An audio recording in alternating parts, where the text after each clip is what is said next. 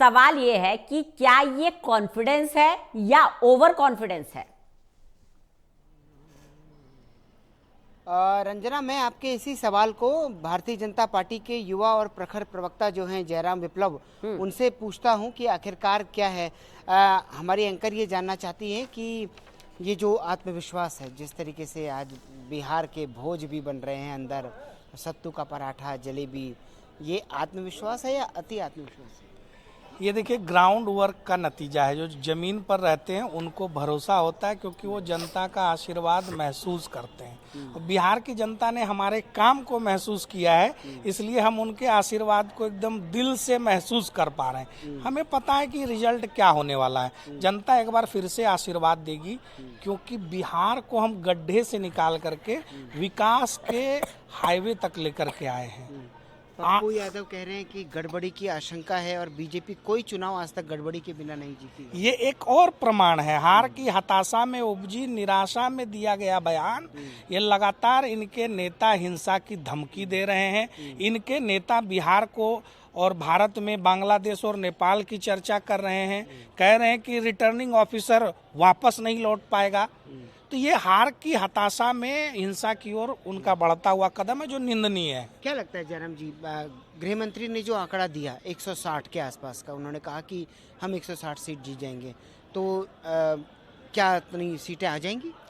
ये तो उन्होंने एक अनुमानित आंकड़ा दिया, और मिनिमम कम से कम वहां तक एनडीए गठबंधन पहुंचेगा। उससे ज्यादा भी हो सकता है, उससे 2-4 सीटें कम भी हो सकती है।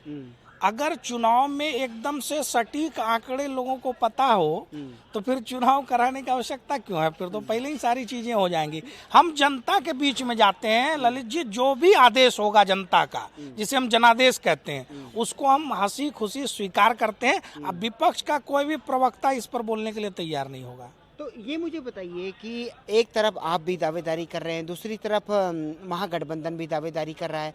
67.13% इस बार मतदान हो जाता है जयराम जी। 1951 के बाद कहा जा रहा है कि ये अपने आप में एक रिकॉर्ड मतदान है।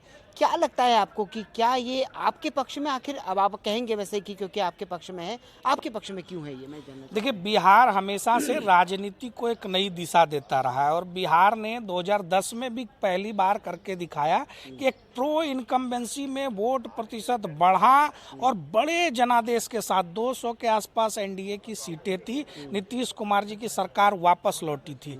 एक बार फिर से वही प्रो इनकम्बेंसी का माहौल दिख रहा है, क्योंकि महिलाओं में सुरक्षा, सम्मान और आत्मनिर्भरता की भावना आई। युवाओं ने देखा कि 2020 से 25 में 50 लाख यानी 10 लाख सरकारी नौकरी, 40 लाख रोजगार के अवसर मिले, और इस बार हमने वादा किया कि 1 करोड़ उस अवसर को बढ़ाकर करेंगे। तो ये हमारे काम का, हमारे ट्रैक रिकॉर्ड का भरोसा है। ये रिजल्ट नहीं, एक रिजोल्यूशन होगा आत्मनिर्भरता का, सुरक्षा का, सुशासन का। सीमांचल जैसे इलाके में पिछली बार आप लोगों के लिए जो फाइट थी वो काफ़ी टफ थी, और आप वहाँ पर जीतने में कामयाब नहीं हो पाए। 4 में से 2 सीटें महागठबंधन जीती और 2 एआईएम जीती। क्या लगता है इस बार सीमांचल में भी खाता खुल जाएगा? निश्चित रूप से आप देखेंगे तो इस बार तो महिलाओं में जाति और वर्ग का भेद टूट चुका है। महिला केवल महिला होकर के वोट कर रही है अपने परिवार को आगे बढ़ाने के लिए, और एक महिला जब परिवार की, समाज की, राज्य की जिम्मेवारी लेती है तो बहुत अच्छा निभाती है। चलिए।